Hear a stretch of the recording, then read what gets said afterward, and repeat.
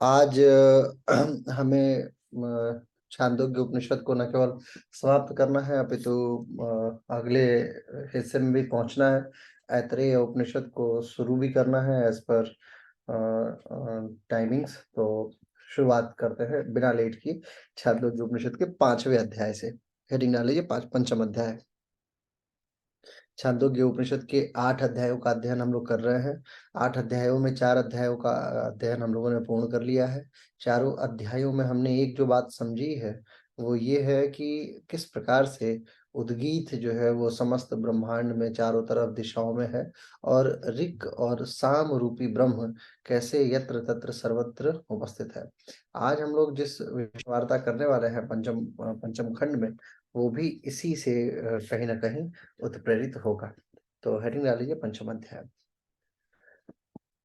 देखिए, पंचम अध्याय में प्राण की श्रेष्ठता का वर्णन है।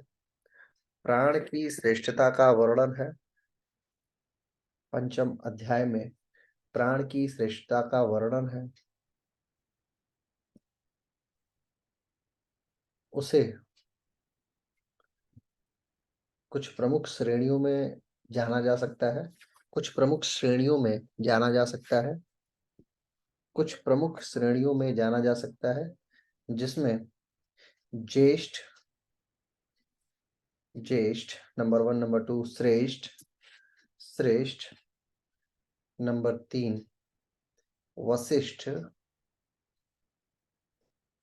और नंबर 4 प्रतिष्ठ प्रतिष्ठ, और नंबर 5 संपद संपद, नंबर 6 आयतन, नंबर 6 आयतन। आगे लिखिए, ज्येष्ठ और श्रेष्ठ प्राण है। ज्येष्ठ और श्रेष्ठ प्राण है। वशिष्ठ वाक है। वाक यानी बोलना, वाक है। चक्षु प्रतिष्ठा है। प्रतिष्ठा का मतलब होता है स्थित होना, इस विश्व में स्थित होने के कारकों के रूप में चक्षु। श्रोत संपद है। श्रोत संपद है। मन आयतन है। मन आयतन है।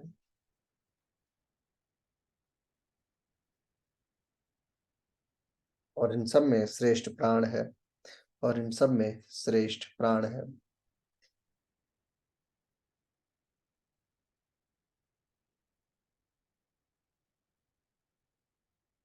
देखिए, इसके द्वितीय एवं तृतीय खंड में आरुणी पुत्र श्वेत केतु का वर्णन है।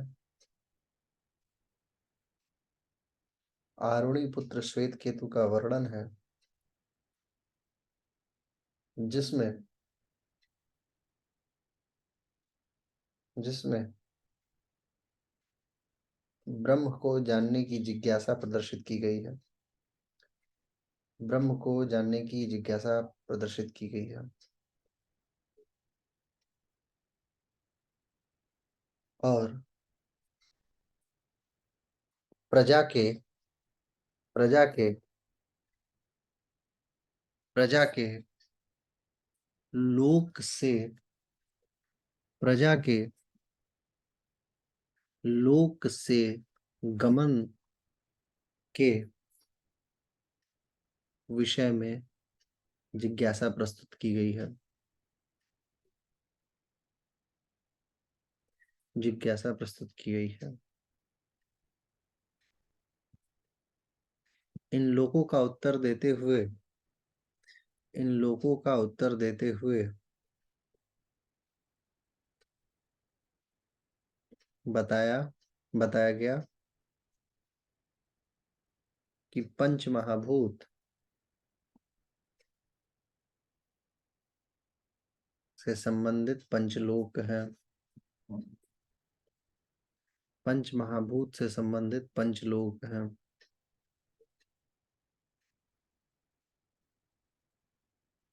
और इन लोगों को प्राप्त करने हेतु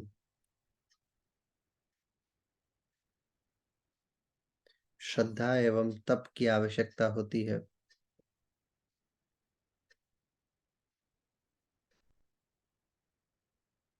श्रद्धा एवं तप की आवश्यकता होती है।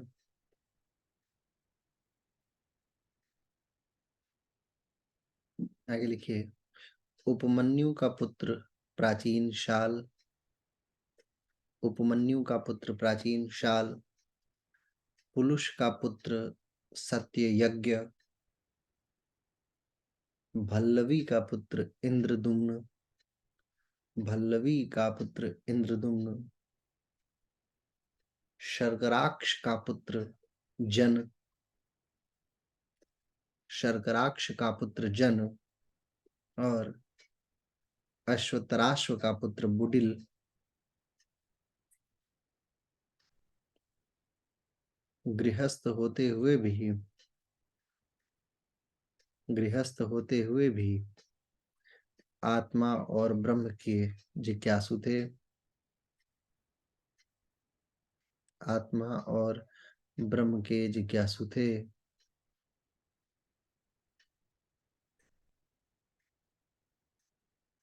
इन जिज्ञासाओं की पूर्ति हेतु आत्मा एवं ब्रह्म के विभिन्न रूपों का वर्णन है।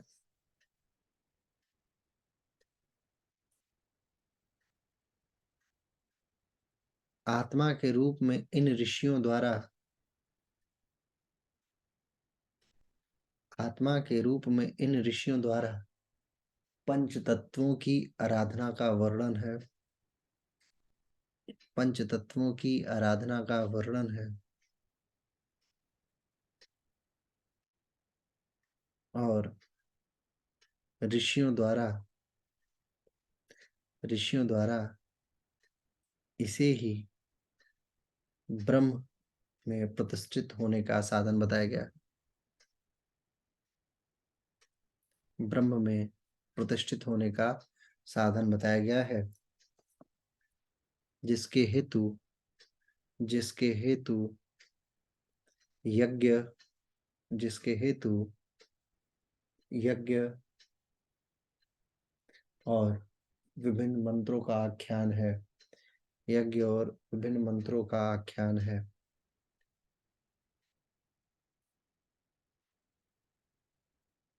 आगे लिखिए। छठा अध्याय। छठा अध्याय।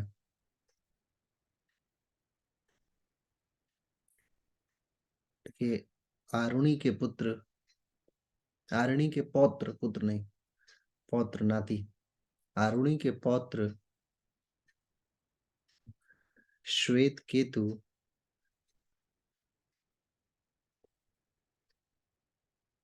से संबंधित यह संपूर्ण आख्यान है।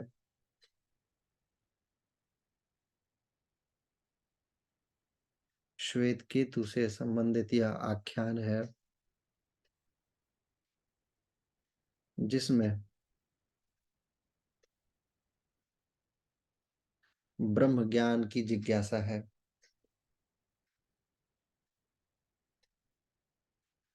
ब्रह्म ज्ञान की जिज्ञासा है। प्राणियों के प्राणियों के उद्भव का सिद्धांत भी उद्भव का सिद्धांत भी इसमें वर्णित है।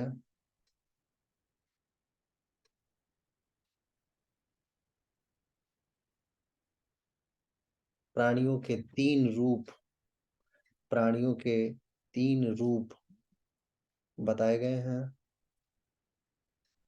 अंडज जीवज और अंडज जीवज और उद्भिज उद्भिज अंडे से पैदा होने वाला, जीव से सीधा जीव पैदा होने वाला और उसके बाद फिर उद्भज उत्पत्ति होने वाला। ठीक है। आगे लिखिए। इसमें अग्नि, आदित्य, चंद्रमा, विद्युत एवं जल को एवं जल को ब्रह्म तक पहुंचने का प्रमुख साधन माना गया है।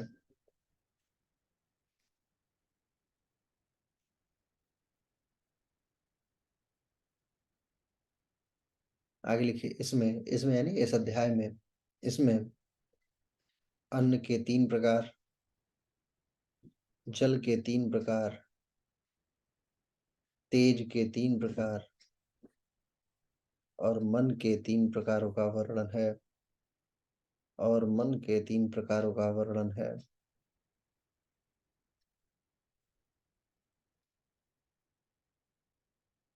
जिस ब्रैकेट में लिखेगा अत्यंत स्थूल, मध्यम और अत्यंत सूक्ष्म। स्थूल, मध्यम और सूक्ष्म, या अत्यंत स्थूल, मध्यम और सूक्ष्म, यही तीनों भावों का वर्णन है। इसमें 16 कलाओं का भी वर्णन है। इसमें पुरुष की 16 कलाओं का वर्णन है।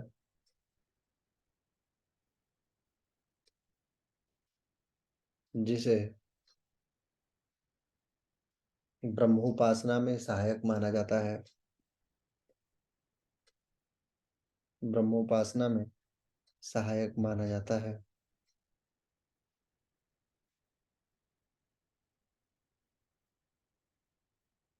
आगे लिखिए, आरुणि उद्दालक द्वारा या श्वेत केतु द्वारा, आरुणि उद्दालक एवं श्वेत केतु दोनों के द्वारा लिख सकते हैं, या सिर्फ श्वेत केतु या आरुणि उद्दालक कोई भी के द्वारा ब्रह्म प्राप्ति हेतु की जाने वाली घोर साधना का भी वर्णन इसमें आता है।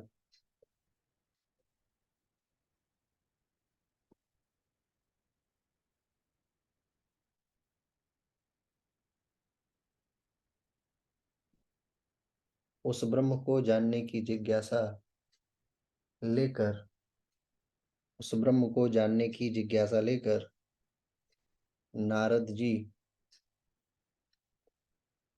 ब्रह्मपुत्र सनत कुमार के पास गए। ब्रह्मपुत्र सनत कुमार के पास गए और चारों वेद, चारों वेद, बहुत इंपॉर्टेंट लाइन है, व्याकरण, कल्प, गणित,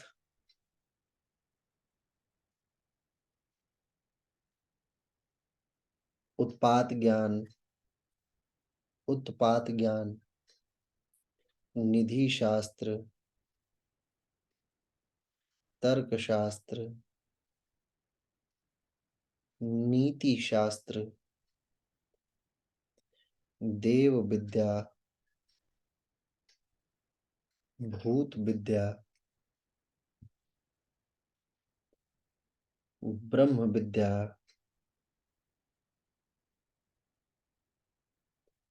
छत्र विद्या, न छत्र विद्या, सर्प विद्या, नृत्य संगीत विद्या और देवजन विद्या रूपी 20 विद्याओं का ज्ञाता बताया। रूपी 20 विद्याओं का ज्ञाता बताया। किसने? नारद जी ने बताया सनत कुमार को कि हे प्रभु, मैं चारों वेद और इन सारी विद्याओं को जानता हूँ, मुझे कृपया करके ब्रह्म का ज्ञान दीजिए। ठीक है। देखिए, नारद ने, सनत कुमार ने, सनत कुमार ने कहा, इन विद्याओं के अनुरूप आप आत्म तत्व को नहीं जानते हैं, इसलिए नाम उपासना कीजिए। और यही लाइन मूल है मंत्र योग की उत्पत्ति का कारक, याद रखिएगा। मंत्र योग जो उत्पन्न होता है, अंडरलाइन करके रखिएगा यही लाइन। अतः नाम जप, नाम जप की शुरू कीजिए। जिससे निश्चय ही ये 7वां खंड शुरू हो चुका है, ठीक है ना? याद रखिएगा। जहाँ से नारद जी का कांड शुरू हुआ है। नारद सनत कुमार के पास जाते हैं ना? हाँ, ये 7वां खंड है। देखिए, नाम जप यही ब्रह्म तत्व तक आपको पहुंचाएगा। यही ब्रह्म तत्व तक आपको पहुंचाएगा। लिखिए, इस खंड में या इस अध्याय में मन, मन के संकल्प, मन, हाँ हाँ ठीक है, जिसके यहाँ पूजा है वो लीव कर सकता है, कोई दिक्कत नहीं। मन, मन के संकल्प, वाणी, वाणी इत्यादि का वर्णन है। इसमें ध्यान, विज्ञान, बल, अन्न, जल,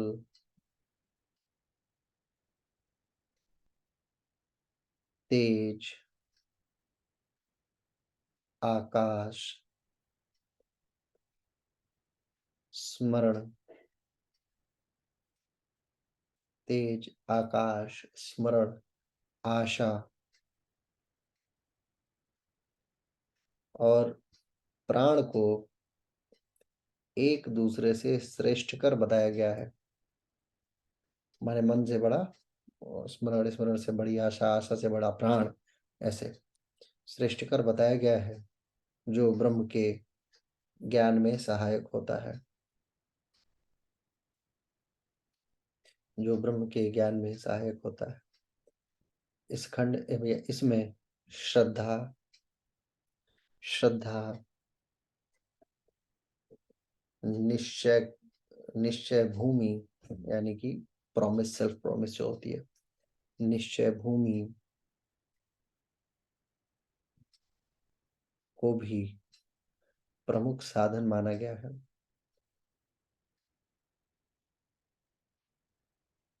प्रमुख साधन माना गया है। इस प्रकार 7वां खंड समाप्त होता है। 8वां खंड लास्ट पार्ट है इसका। देखिए, 8वें इस खंड में सूक्ष्म विद्या का वर्णन है। सूक्ष्म विद्या का वर्णन है। कामनाओं को या अपेक्षाओं को कष्ट का प्रमुख कारक माना गया है। और ये लाइन आप लिख लीजिएगा, क्योंकि यही मेरी फिलॉसफी का कारक है। मतलब एज अ पर्सनल, अगर आप शिवम मिश्रा को बोलेंगे कि किसी विषय पर बोल के दुख के कारणों को बताइए, तो बुद्ध के हिसाब से जो भी हो दुख का कारण, मेरे हिसाब से अपेक्षाएं दुनिया में सबसे बड़े दुख को जन्म देती हैं, एज पर माई फिलॉसफी। जैसे भगवान बुद्ध का अपना कारण है कि ये पूरा संसार दुखमय है। मेरे हिसाब से थोड़ा सा उनसे मैं हो सकता है कि इत्तेफाक ना रखूं भगवान बुद्ध से, परंतु अगर मेरी फिलॉसफी को आप देखेंगे तो मेरे अनुरूप, जैसे बुद्ध के हिसाब से चीनी खाना वो श्रेष्ठकर नहीं है, वो आपके लिए कष्ट का कारक बनेगा आज नहीं तो कल, ये क्योंकि ये संसार दुखमय है। परंतु मेरे हिसाब से ये है कि वो चीनी खाना दुख का कारक बनेगा, वो भावी भविष्य है। ऐसा है कि आज का सत्य जो है वो आज का सत्य है, आज के विषय में वो आनंदकारी है। लेकिन अगर आप ये अपेक्षा रखते हैं कि वो चीनी हमेशा आपको स्वास्थ्य लाभ प्रदान करे, तो ये आपके दुख का कारक बन जाएगा। उसको सिर्फ टेस्ट के तौर पे आप लीजिए। अच्छा और बुरा वो एक सेकेंडरी चीज है। मैं देखिए, मैं बुद्ध नहीं हूँ, मैं मानता हूँ, लेकिन मैं एक व्यक्ति हूँ, एक ऑर्डिनरी व्यक्ति हूँ, तो मेरा भी दर्शन है। और हर एक अध्यापक का एक दर्शन होना चाहिए। अगर आप किसी दर्शन के बिना हैं, तो आपका जीवन बिल्कुल वैसा ही है जैसे एक रैंडम पार्टिकल, एटम का कोई हवा में घूम रहा हो और वो ऐसे ही वॉइस क्रिएट कर रहा हो। ये बिल्कुल वैसी ही बात है कि जैसे रेडियो स्टेशन से कोई आवाज़ निकली है और वो आपके चारों तरफ गूंज तो रही है, परंतु आपके कान उसको सुन नहीं पा रहे हैं, अनटिल अनलेस एक रेडियो लगा के और उस फ्रीक्वेंसी को ना लगा दिया जाए। जैसे 91.9 रेड एफएम अगर आपको सुनना है, तो 91.9 पे फ्रीक्वेंसी सेट करना पड़ेगा, तो आप रेडियो एफएम की आवाज़ सुन पाएँगे। रेडियो मिर्ची की सुननी है, तो उसको चेंज करना पड़ेगा फ्रीक्वेंसी। तो फ्रीक्वेंसी यानी आवाज़ आपके पास ही तो घूम रही है, तभी तो उसको चेक कर पा रहा है, सुन पा रहा है। तो लेकिन आप नहीं सुन पा रहे हैं। हर व्यक्ति ऐसा है, हर व्यक्ति को अपना दर्शन डेवलप करना चाहिए। आगे देखिए, इस इसमें यानी इस अध्याय में पितृलोक, मातृलोक, भातृलोक यानी भाई का लोक, भगिनी लोक, सखा लोक, गंध माल्य लोक, अन्नपान लोक, गीत वाद्य लोक, अन्नपान गीत वाद्य लोक, स्त्रीलोक इत्यादि का वर्णन है,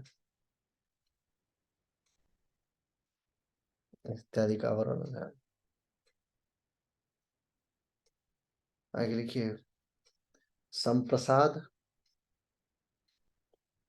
और आत्मा के हृदय में स्थित होने का भी वर्णन है।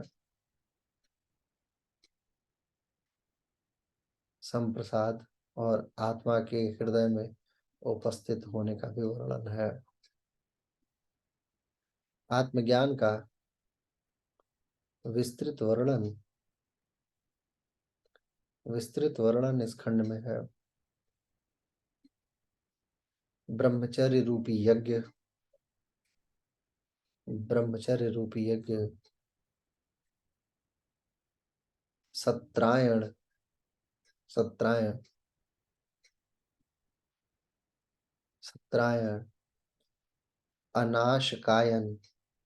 सत्रायण का मतलब होता है एक अपना अपने आत्मा को सत प्रवृत्ति में चेंज कर लेना, उसे सत्रायण बोलते हैं।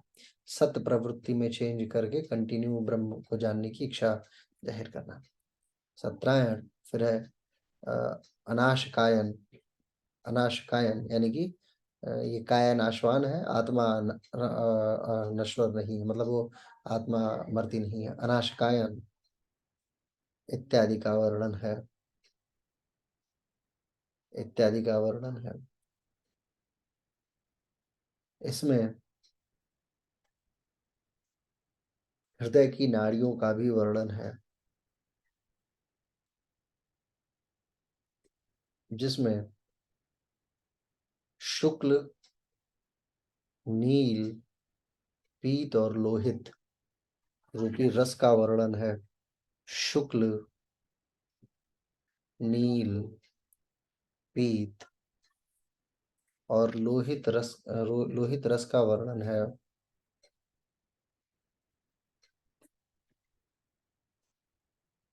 ये बाकी ये जो हीमोग्लोबिन के खोजकर्ता और रक्त ग्रुपों के खोजकर्ता कार्ल लैंड स्टीनर वगैरह, ये सब मोह माया है।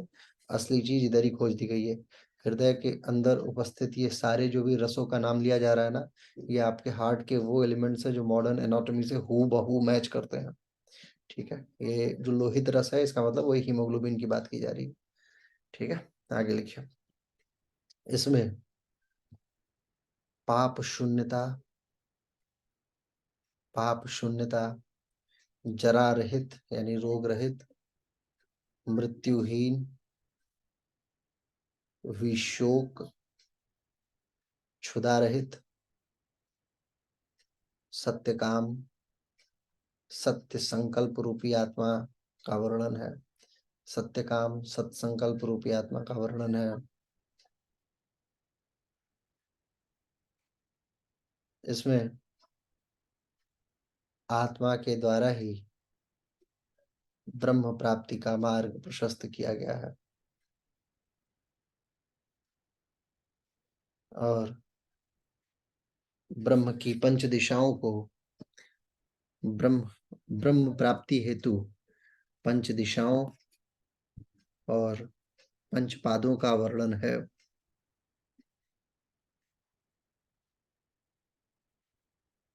इस आत्मज्ञान का वर्णन इस आत्मज्ञान का वर्णन प्रजापति ने मनु प्रजापति ने मनु मनु ने प्रजावर्ग और समस्त संसार को बताया।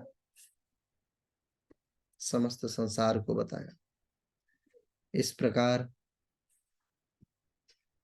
प्रकार छांदोग्य उपनिषद 8 अध्याय के रूप में समाप्त होता है। जय हिंद, जय भारत। बहुत बड़े काम को हम लोगों ने पूर्ण कर लिया है। छांदोग्य उपनिषद रेयर ऑफ द रेयरेस्ट है जिसको पूर्ण किया जा सके, क्योंकि इसके राइटर का मूड ऐसा है, मैं आपको बताऊं, कभी यहाँ कभी वहां, कभी वहां कभी वहां, मतलब बहुत लंबा लंबा जंप है। एक पैर समझिए आप कश्मीर में है, तो दूसरा पंजाब में है, तो तीसरा यूपी में कहाँ है कोई नहीं जानता। बीच के सारे स्टेप्स को खा जाते हैं। तो आप रिसर्च करके, मतलब उसको अगर डिस्क्राइब किया जाए तो छांदोग्य 6 साल में भी पूरा ना हो। ठीक है, हमने तो 3 दिन में पूरा कर लिया, मूल मूल तत्वों को जान लिया। आपके सिलेबस में सिर्फ इतना है कि उद्गीत का वर्णन क्या है। ठीक है, जो उद्गीत शब्द है उसका वर्णन क्या है, इतने में ही आपका पूरा सिलेबस कंप्लीट हो जाएगा। लेकिन आपके हिसाब से आपको 4-5 बातें जो याद रखनी है चांदोग्य उपनिषद की, वो ये है कि आत्मा हरिक और सामरूपी है, आत्मा ही प्रमुख है, वही ब्रह्म के ज्ञान का कारक है, ब्रह्म ज्ञान आवश्यक है, और यही जो है इस समस्त संसार को आगे चलाने के मार्ग में प्रशस्त करता है। And that is all about, यही मार्ग है, यही रास्ता है ब्रह्म तक पहुंचने का। आत्मा को समझिए, अपने साधना और सेवा सुषुम्ना भाव को जानिए, और इसी मार्ग से चलते हुए धीरे धीरे आप आगे बढ़ जाइए। अगली हेडिंग डाल लीजिए, ऐतरेय उपनिषद। सिर्फ हेडिंग डालना है, हम लोग समाप्त कर लेंगे अभी थोड़ी देर में। ठीक है, हेडिंग डाल लीजिए, कुछ कुछ बातें मैं आपको बता देता हूँ बस। उसके बाद हम लोग ऐतरेय उपनिषद, अब हमारे पास में कुल मिला के 3 उपनिषद बचे हुए हैं। 3 उपनिषद बचे हुए हमारे पास में। कौन कौन सा बचा हुआ है? ऐतरेय बचा हुआ है, तैतरेय बचा हुआ है, और बृहदारण्यक बचा हुआ है। 3 उपनिषद, 2 दिन और। ठीक है, आज हम लोग ऐतरेय उपनिषद की हेडिंग डाल के कंप्लीट करेंगे, कल दोनों उपनिषद कंप्लीट कर लिया जाएगा। ऐतरेय उपनिषद जो है वो ऋग्वेदीय उपनिषद है, और फिर कल तैतरीय का मूल अध्ययन हम लोग करके समाप्त कर लिया जाएगा। ठीक है, आज आयुर्वेद दिवस भी है, और भगवान धन्वंतरी आज ही प्रकट हुए थे, तो इसकी आप सभी को बहुत बहुत शुभकामनाएं। हमारे सनातन धर्म में ये विधा रही है कि दीपावली के पर्व से पूर्व, यानी लक्ष्मी से पहले, आरोग्य को हम लोग स्थान देते हैं, यानी स्वास्थ्य को ज्यादा जरूरी तरजीह दी जाती है। तो आप सभी लोग स्वस्थ बने रहें, ऐसी ईश्वर से कामना। आज की कक्षा यहीं समाप्त होती है, कल हम लोग ऐतरेय से शुरू करेंगे, और आगे आने वाले एक दिन हम लोग, एक दिन चूंकि एक क्लास मेरी कैंसिल हो गई थी मेरी विदेश यात्रा के कारण से, तो हम लोग अपने समय से एक ही दिन लेट चल रहे हैं, जिसे हम लोग कवर अप कर लेंगे। ठीक है, दीपावली के तुरंत बाद से हम लोग शुरू कर लेंगे एक बड़ा हिस्सा। चूंकि हमारे बीच में बिहार के भी छात्र हैं, तो वो लोग छठ में पढ़ाई नहीं कर पाते हैं। छठ जो है दीपावली और दिवाली के 6 दिन के बाद से पूजा जो होती है, छठ पूजा, तो इस कारण से उनकी पढ़ाई थोड़ी हैम्पर होगी, परंतु हम लोग उसे टैकल करेंगे किसी ना किसी तरीके से। आज की कक्षा को यहीं समाप्त करते हैं, मिलते हैं अब अगली कक्षा में कल। बहुत बहुत आभार, धन्यवाद।